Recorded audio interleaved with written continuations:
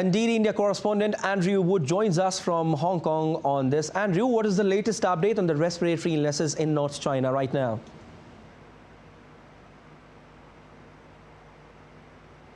Well, the authorities in Beijing seem to be taking it very seriously now, but they do say, or the implication is that although the outbreak is unusual, it's not unusually unusual in the sense that the germs, the pathogens, to use the technical name, that are involved here are flu, viruses, are other bacteria as well. They're stuff that doctors know about and know how to treat.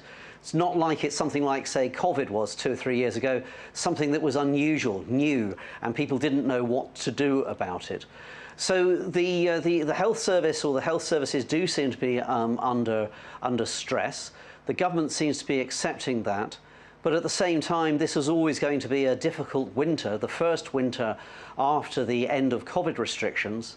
Remember, COVID restrictions, as well as stopping the transmission of COVID, they also stop the transmission of flu and many other similar illnesses too.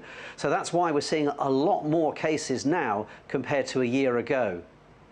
All right. And Andrew, what is known about the nature of the respiratory illnesses affecting children in North China?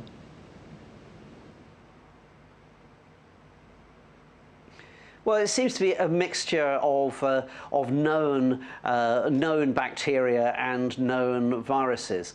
At least that's what information that China supplied to the World Health Organization says that, and the World Health Organization seems to have accepted it. But of course, anything that happens in China, well, China lost a lot of credibility and trust after COVID. Remember, in the early days of COVID, it didn't give out a lot of information. The World Health Organization was also criticized for not being timely and transparent in the information it gave out.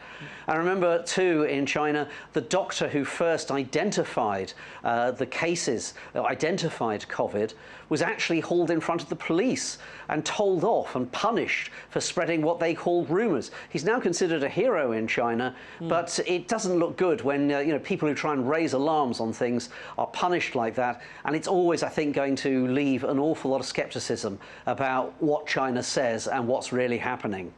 Okay. Is there ongoing research or investigations into the cause of these respiratory illnesses, if you have some information about that?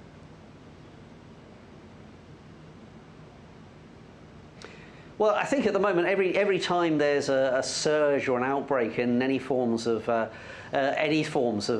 common or reasonable, well already known bacteria and viruses, there will be more research. It seems at the moment that, as I say, nothing new has emerged. There's nothing that seems to nothing reported that seems to worry the doctors that they don't know what to do about it.